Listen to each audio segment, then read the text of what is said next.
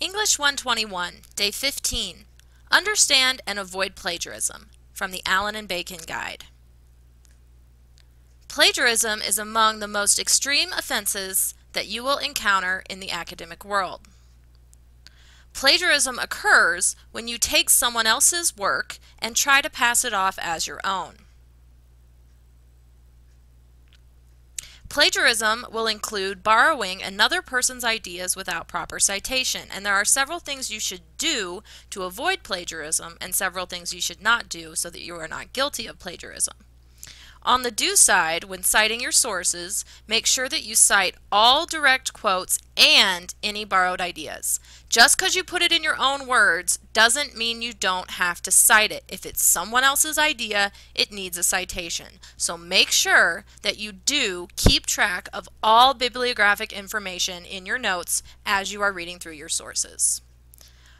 On the don't side, things that you should avoid would include borrowing another writer's ideas without proper citations.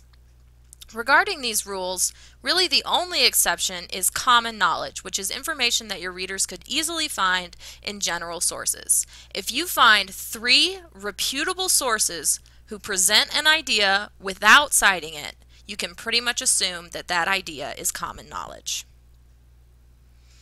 Plagiarism can be either intentional or unintentional. Most plagiarism is unintentional, and yet it still carries the same extreme consequences as intentional plagiarism.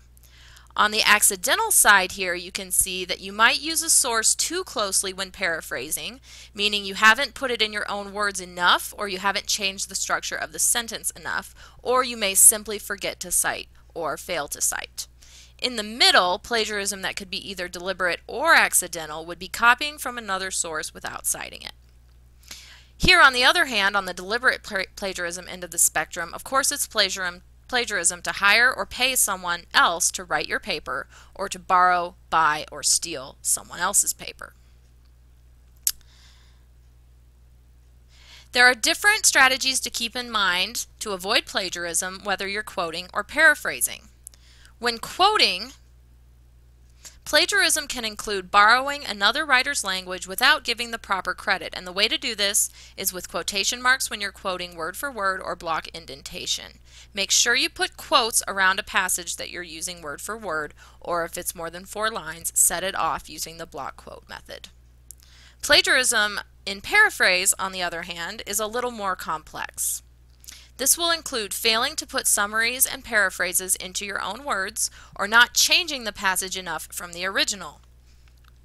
It isn't enough to just change the order of phrases or to replace a few words with synonyms. You actually have to change the entire structure of the original sentence.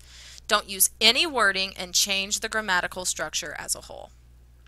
Keep these strategies in mind in order to avoid plagiarism in your own writing.